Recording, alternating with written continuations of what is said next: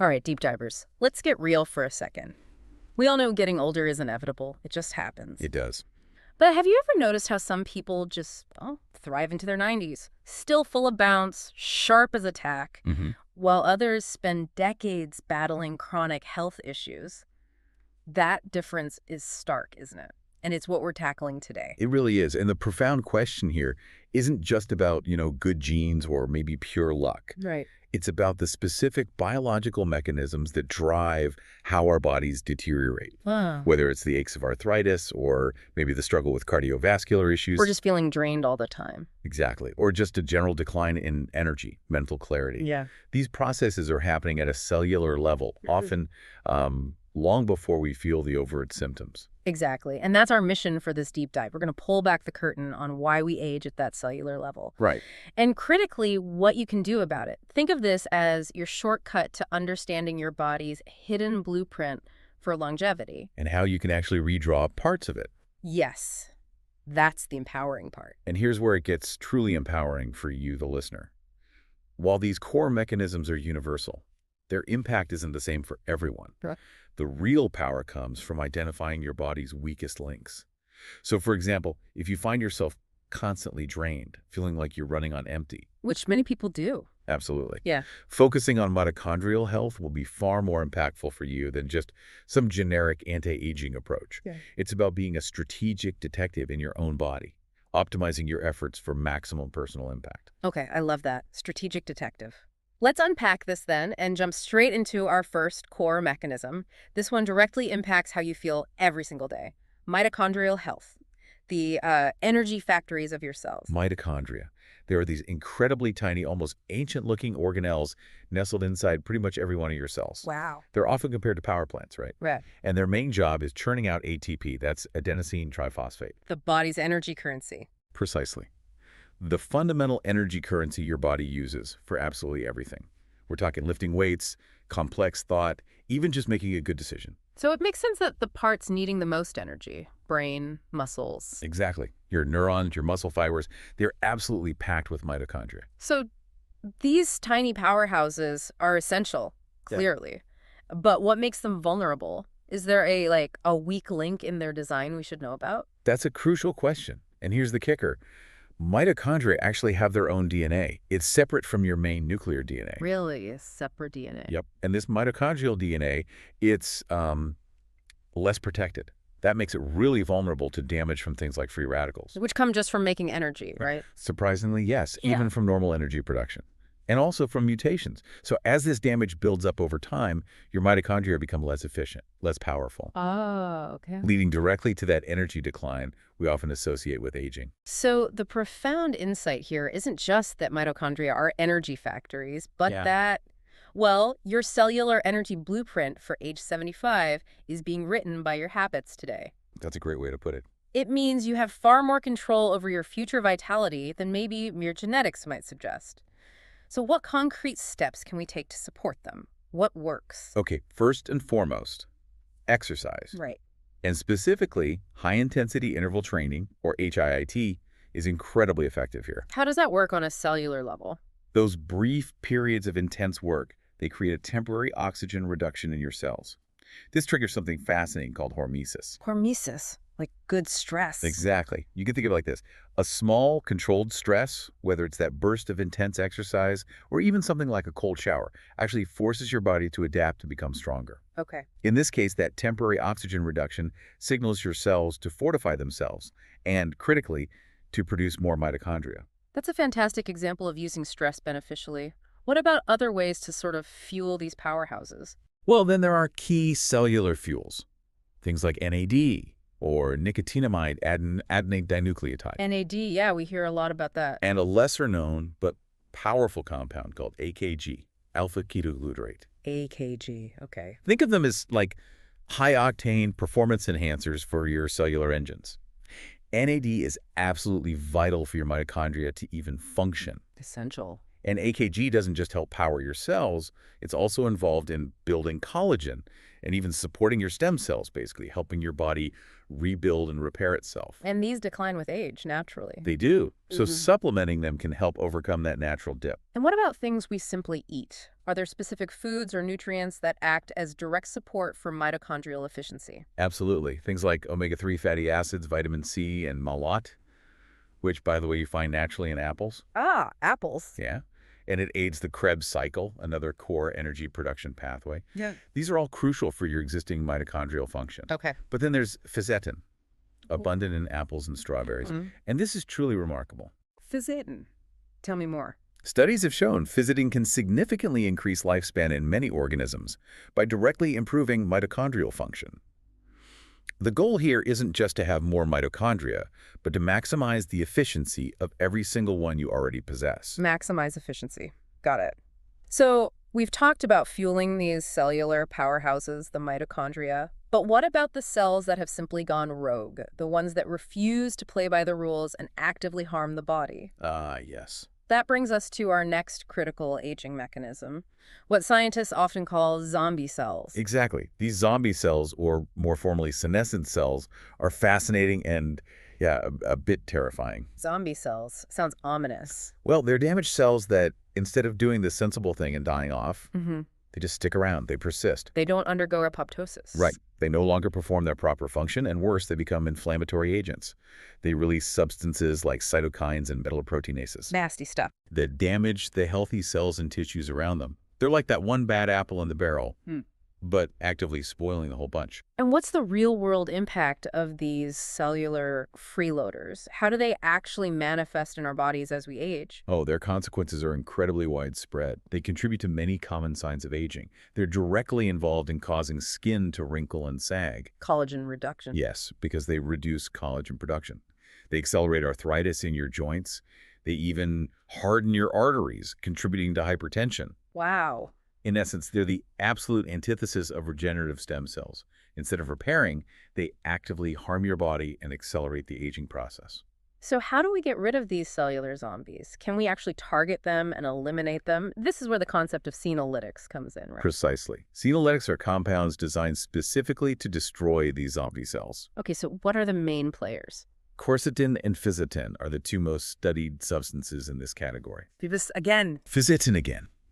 It's a true multitasker, benefits mitochondrial health, and acts as a senolytic. That's impressive. And what's truly surprising is that a diet rich in fisetin has been shown to increase lifespan in mice, even when started at advanced ages. Even later in life. Yeah, think of it like starting in your 50s or 60s in human terms. This is a powerful insight. Mm-hmm. It suggests it's really never too late to start benefiting. That's incredibly hopeful news. For those considering supplements, typical doses often start around 100 milligrams, frequently in a concentrated 10.1 form. So that 100 milligrams is like 1,000 milligrams of the raw compound. Good to know. Now, I've heard mention of another substance, rapamycin, in the context of senolytics. Yeah. What's the story there? Is it something listeners should consider? Rapamycin. It's an antibiotic, and it has indeed shown a property of destroying existing zombie cells, not just preventing their formation. Sounds promising. It sounds incredibly promising on paper. However, and this is a very strong disclaimer, it comes with significant risks. Okay, like what? Rapamycin suppresses the immune system.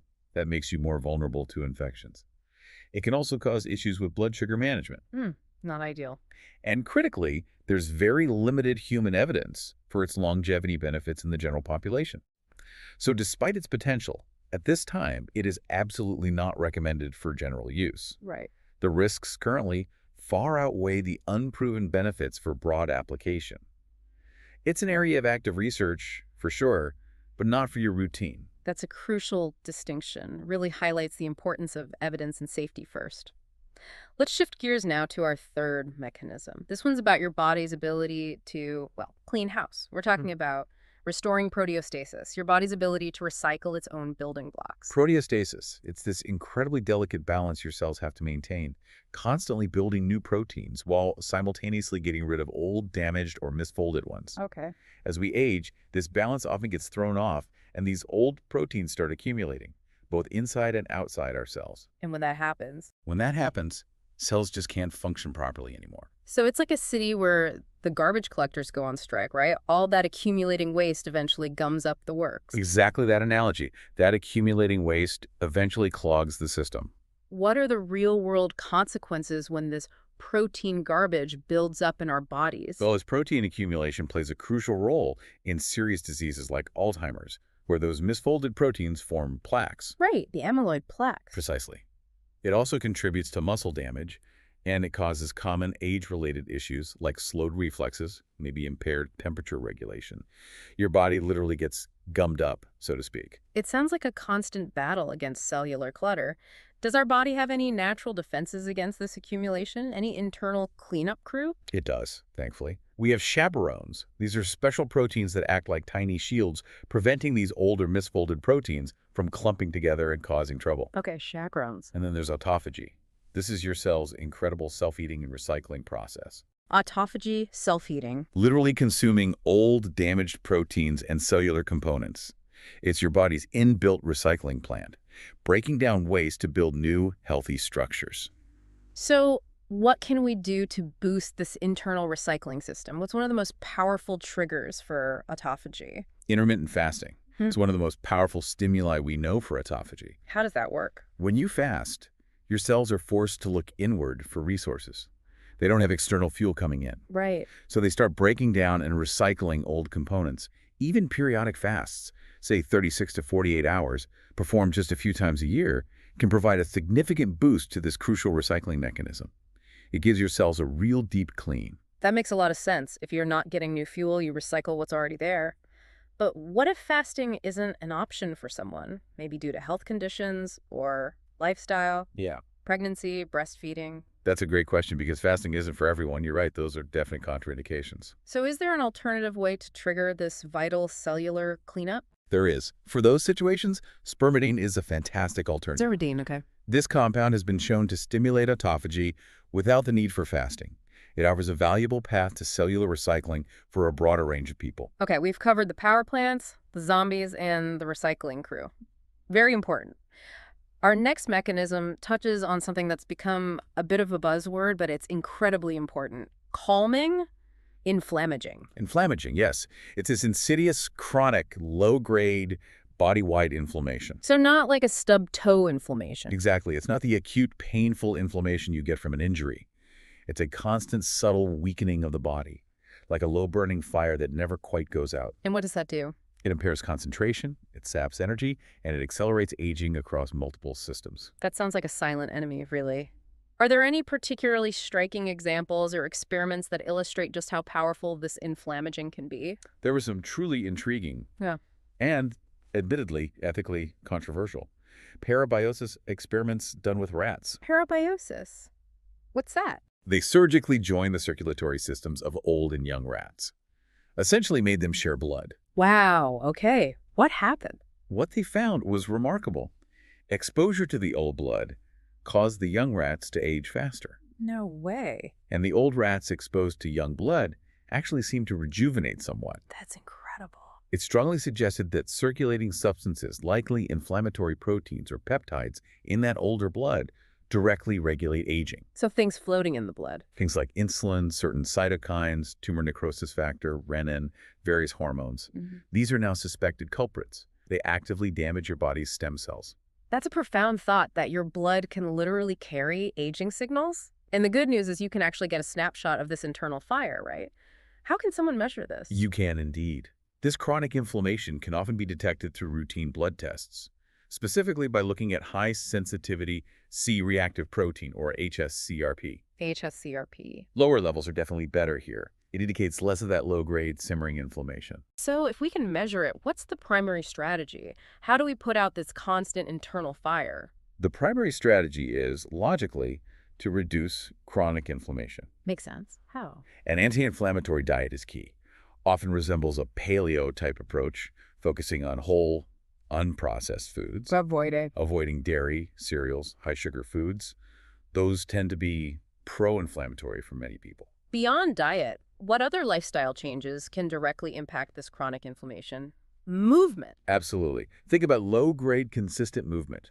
Integrating constant, gentle movement throughout your day. Like what? Short walks every hour or two, Yeah. taking the stairs instead of the elevator, maybe walking home from work if it's feasible. This can significantly reduce inflammation and bonus boost your energy levels too. And supplements. Any standouts here? For supplements, serapeptase, which is an enzyme, curcumin, From turmeric. right, and omega-3 fatty acids, all well known for their potent anti-inflammatory properties. And what about the mental side? We all know stress feels bad, but does it literally fuel this inflammation? You're absolutely right. Stress is a massive contributor to inflammation. So how do we manage its impact? Ashwagandha, an adaptogenic herb, can help reduce the impact of stress on your body. It doesn't prevent the stressor, but helps your body cope. Helps with resilience. Exactly. Practices like meditation are powerful for calming the nervous system. And even things like neurofeedback can help you create new neural pathways to reduce anxiety and ingrained stress responses over time. It's about building resilience, both physically and mentally. Moving from our internal inflammation to our internal ecosystem. Let's talk about nurturing your gut microbiome, that incredible brain-gut connection. The microbiome. It's huge. Our modern diets and lifestyles often wreak havoc on our gut bacterial flora. How so? This doesn't necessarily mean less bacteria overall, but critically, a significant loss of diversity. You end up with fewer different types of beneficial bacteria. Okay, less variety. Right. And this imbalance, known as dysbiosis, it impairs digestion, it increases susceptibility to autoimmune diseases, and it definitely accelerates aging. It's truly fascinating how interconnected our body is. I've heard some wild research here. What's one of the most surprising findings about the gut microbiome and its impact on aging? It honestly sounds like science fiction, but it's true. Studies have shown that transplanting gut flora from younger animals to older ones can actually rejuvenate parts of the brain in those older animals. Get out. Really? Really. Imagine an older mouse having its brain function improved just by receiving healthy gut bacteria from a younger mouse. That's mind-blowing. It highlights just how profoundly your gut bacteria influence your entire body, including your brain. So how does this happen? How do these tiny bacteria in our gut exert such a widespread influence on digestion, brain function, everything? Well, your gut bacteria consume the nutrients you eat, Mm-hmm. and in turn, they produce what we call postbiotics. Postbiotics? These are incredible compounds, things like serotonin, Yeah. the mood neurotransmitter made in your gut, Wow. various vitamins, Yeah. other key nutrients. Yeah. They directly affect your brain and your entire body. And the flip side? Bad bacteria. Conversely, certain gases produced by imbalanced bacteria, like hydrogen from SIBO, small intestinal bacterial overgrowth, which is often linked to digestive issues. Right, bloating, discomfort. Exactly. Those gases can actively increase inflammation throughout the body and accelerate aging. So if our gut flora is essentially communicating with our brain and body, what's the clearest, most impactful step we can take? How do we optimize this internal ecosystem? The most direct and obvious answer is to actively improve your gut flora, primarily through diet prioritizing diverse whole foods, especially fiber-rich plants, which feed the good guys. Feed the microbiome. Yes, and where appropriate targeted probiotics can also help restore balance. It's fundamental to your overall health and longevity, a true keystone. Now on to something we often hear about, the very blueprint of life itself, protecting your DNA and telomeres. Right, your DNA is literally your body's fundamental instruction manual, the code. And it sustains daily damage from both external sources, things like UV rays from the sun, certain drugs, cigarettes, toxic substances, pollution, even some viruses. A constant assault. And also from internal processes like those free radicals we mentioned earlier and other harmful chemical reactions happening inside your cells. Wow. This constant barrage of damage can lead to mutations and the shortening of telomeres. That's a powerful analogy. Our DNA as an instruction manual getting damaged daily.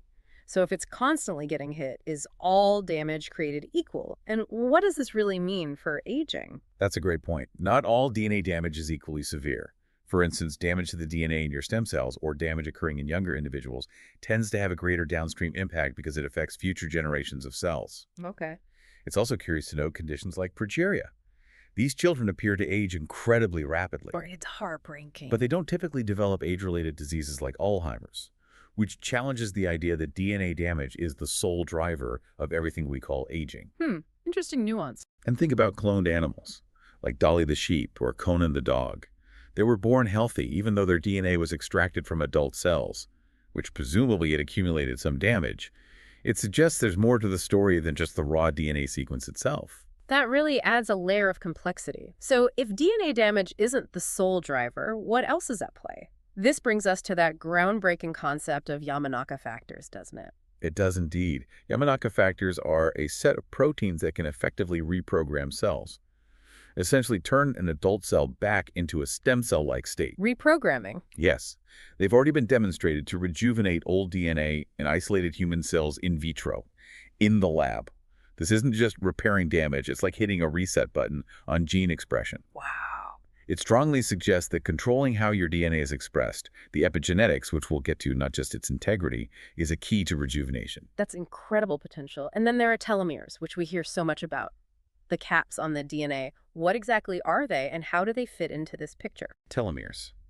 They are the protective caps at the very ends of our DNA strands. Think of them like the plastic tips on shoelaces, preventing the ends from fraying. Good analogy. They shorten slightly with each cell replication. But the critical nuance here isn't simply the absolute length of your telomeres that matters most. Oh, what then? It's more about the rate at which they shorten. Mice, for example, have much longer telomeres than humans, but they have significantly shorter lifespans. Right, so length isn't everything. Exactly. And it's also fascinating and worrying that cancer cells often gain the ability to lengthen their telomeres using an enzyme called telomerase. This allows them to replicate indefinitely, which is part of what makes them so dangerous. So given all these threats, external damage, internal damage, telomere shortening, what are the most impactful practical steps we can take? How do we protect our genetic blueprint? Okay, for external DNA damage, regulating sun exposure is key. Use UV filters based on the UV index. It's generally recommended when the index is 3 or higher. Choose the right SPF. Yes, SPF factors should be chosen based on your skin type and how long you'll be exposed. And it's important to differentiate here. UVB is the wavelength that primarily damages DNA and increases melanoma risk. Okay. But UVA, often called the good UV, actually boosts beneficial hormones like testosterone and serotonin, significantly improves mood and energy, and helps regulate your crucial circadian rhythm. So some sun is good, but not burning. Balance. And obviously, avoiding smoking is paramount, not just for DNA, but for cardiovascular health, everything. and pollution. Air quality. Yes, if you live in polluted areas, using HEPA H13 air filters indoors is a smart move. Those tiny particles, under 2.5 microns, can easily enter your lungs and cause cellular damage systemically. And for the telomeres specifically, are there any targeted approaches, maybe less conventional ones, that have shown some promise, at least in research? For telomeres, yes. Certain substances and habits, when used occasionally, have been shown in animal studies, mainly mice, to potentially lengthen telomeres without increasing cancer risk. What kind of things? These include astragalus, cat's claw, making sure you have adequate vitamin B12 and vitamin B9, folate. B vitamins again? Yes. And even hyperbaric chamber sessions have shown some effect. Okay. But the emphasis here is on occasional targeted use, not necessarily constant supplementation for this Yeah, purpose. we're not overdoing it. Okay, that leads us perfectly into our next mechanism. Optimizing epigenetics. You called it the pianist of your genes earlier. I like that. Sounds sophisticated. It really is. Think about it. All your cells contain the exact same DNA, the same instruction manual, yet they function radically differently. A neuron is vastly different from a heart cell or a skin cell. How is that possible with the same DNA? That incredible differentiation is thanks to epigenetics. It's the sophisticated machinery that controls which parts of your DNA, which genes are expressed or turned on, and which are silenced or turned off. So it's the control system. It's the control system. And errors in this control can lead to chaos. You might get muscle genes activating in the brain where they don't belong. Or it could activate pro-cancer genes that should be silent. No. Or even allow things called retrotransposons. Mm-hmm. These are segments of your own DNA that can act almost like viruses to jump around and insert themselves in the wrong places, disrupting normal function. So if DNA is the sheet music, every cell has the same score. Epigenetics is the pianist, deciding which notes to play, how loud, how soft, when. Exactly. That's a perfect analogy. And the problem comes when that pianist starts hitting the wrong notes or playing a section that should be silent or maybe failing to play a section that should be active. What are the key ways the pianist controls the keys? There's several key mechanisms. DNA methylation is a big one. This process essentially silences DNA, turning genes off. Ventilation. And having sufficient vitamin B9, folate, and B12 is absolutely crucial for proper methylation. Deficiencies, which can be common in diets low in B12, like strict veganism without Careful supplementation Right. can actually accelerate aging by impairing this vital silencing process. Okay, B vitamins are critical there too. What else? Then there are histones. These are the proteins that DNA wraps around like thread on a spool, so it can fit neatly into cells. Histones also have ways of signaling whether the gene wrapped around them is on or off. So the packaging matters. The packaging matters immensely. And finally, chromatin organization, just the structured way DNA and histones are arranged within the cell's nucleus. This ensures similar genes that need to work together are kept close for efficient expression. It sounds like a complex symphony happening constantly in every single cell.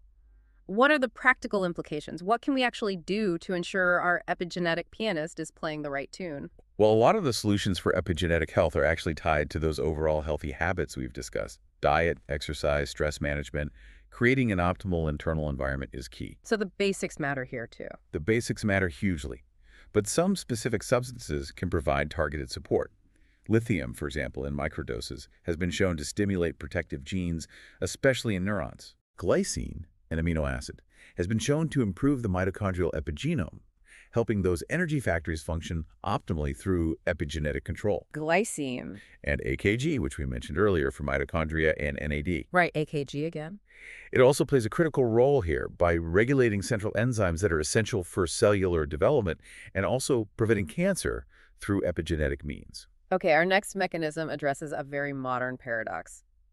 The double-edged sword of abundance. We're talking about managing nutrient sensing. Yes. For most of human history, we evolved with periods of food scarcity. Our bodies became incredibly efficient at surviving and thriving on less. Feast or famine. Exactly. Yeah. But today, many of us face the opposite problem. Constant overnourishment. Too much, too often. Precisely. Yeah. And your body has incredibly sophisticated mechanisms to sense this nutrient availability. The two main ones are mTOR, which gets activated by amino acids, particularly from protein, mTOR. and IGF-1, insulin-like growth factor 1, which is activated mainly by insulin responding to carbohydrates. Okay, so they sense protein and carb sugar. Right. And when these pathways are excessively activated by consistently overeating, they send a strong signal to the body. The signal is, times are good, grow, replicate. Build. Yes. Prioritize rapid cell replication and growth over the slower, more meticulous processes of repair and recycling of old components. So it's like that booming economy analogy again. New production is so easy and abundant that recycling gets ignored. That's a great way to think about it. And this process is actually the direct opposite of autophagy, that cellular cleanup crew we discussed earlier. They're opposing forces. An inverse relationship, exactly. While that growth signal is beneficial for things like building muscle after a workout, Sure. chronic excessive activation of mTOR and IGF-1 absolutely accelerates aging. It diverts precious resources away from essential cellular maintenance and repair. And this is the core reason why caloric restriction, historically, has been linked to longevity in many animal studies. That's the thinking, yes. It reduces that constant growth signal, which allows the body to shift focus towards repair and maintenance pathways, like autophagy. That's a powerful insight. So how can we maybe trick our bodies a bit? How can we signal lower energy availability, perhaps without resorting to drastic long-term caloric restriction, which is hard for most people? That's the key question. There are several strategies to mimic lower energy availability. A sirtuin-activating diet, which focuses on foods that activate a specific class of longevity-associated proteins called sirtuins. Sirtuins, right. That approach is popular for weight loss, but it also has significant potential longevity benefits by influencing these pathways. What else? Supplements. Then there are supplements like NAD and AKG again. They pop up everywhere. They really do. They can actually simulate some of the longevity benefits associated with caloric restriction, specifically by influencing these nutrient-sensing pathways without you necessarily needing to eat less overall. How? They interact with the cell's energy-sensing machinery. And then there are AMPK activators. AMPK is another key enzyme that signals low energy status. Things like resveratrol found in grapes and Actipa, another compound, work by boosting AMPK activity. This essentially tells the body energy is a bit low, time to prioritize repair and efficiency. And for those interested in NAD or AKG specifically for this purpose, what are some typical dosages people explore? Well, again, it varies, but for NAD, often around 300 to 500 milligrams, usually in a liposomal form for better absorption, is commonly discussed. Okay, And for AKG, a dose of around 1,000 milligrams, often combined with calcium for stability, is a frequent starting point in studies and protocols. good guidelines. That leads us naturally to our next point, which really builds on what we've discussed about recycling, boosting macrotophagy, the body's overarching internal recycling system. Right. If proteostasis and regular autophagy handle the smaller bits, macrotophagy is like the heavy-duty cleanup for larger cellular components and accumulated waste products. Bigger stuff. Exactly. If this stuff accumulates within cells, instead of being broken down and reused, it significantly increases the risk of metabolic diseases, cancer, and other chronic issues. Macrotophagy is essentially your body's fundamental reuse system on a grander scale. Okay. It's responsible for degrading large chunks of cellular content and reusing those raw materials to build new, healthy structures. It's the ultimate cellular recycler. So it's about giving your cells a really thorough, deep clean, getting rid of the big junk. We talked about intermittent fasting before for proteostasis, but what's its role specifically for macrotophagy? How powerful is it here?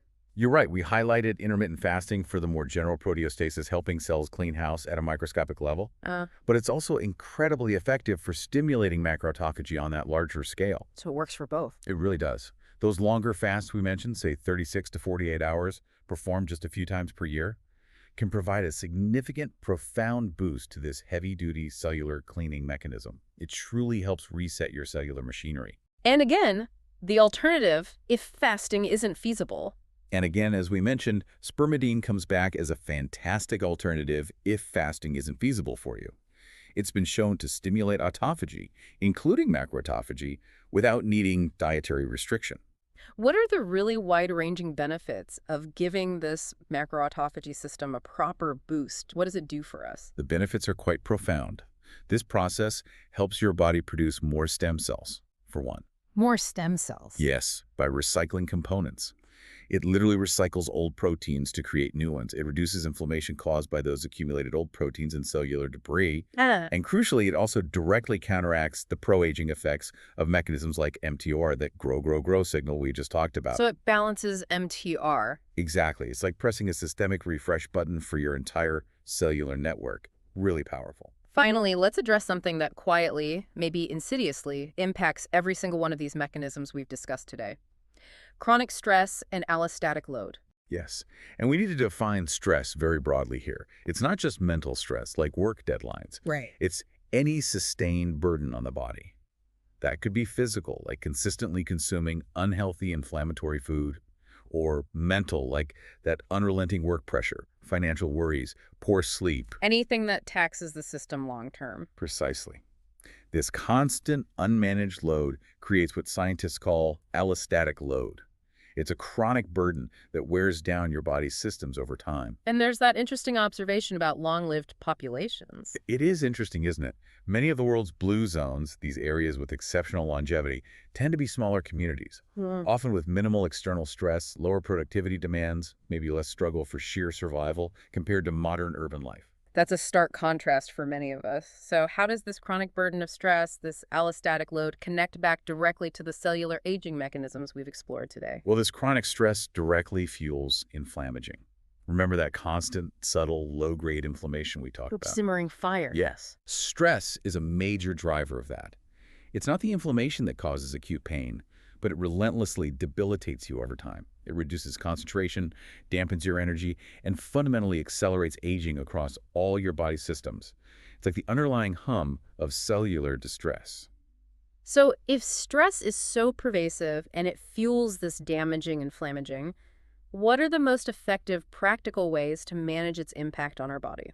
The solutions here largely mirror what we've already discussed for inflammaging itself, which just emphasizes how interconnected all these mechanisms really are. It all loops back. It really does. An anti-inflammatory diet, again, similar perhaps to a paleo approach, is key.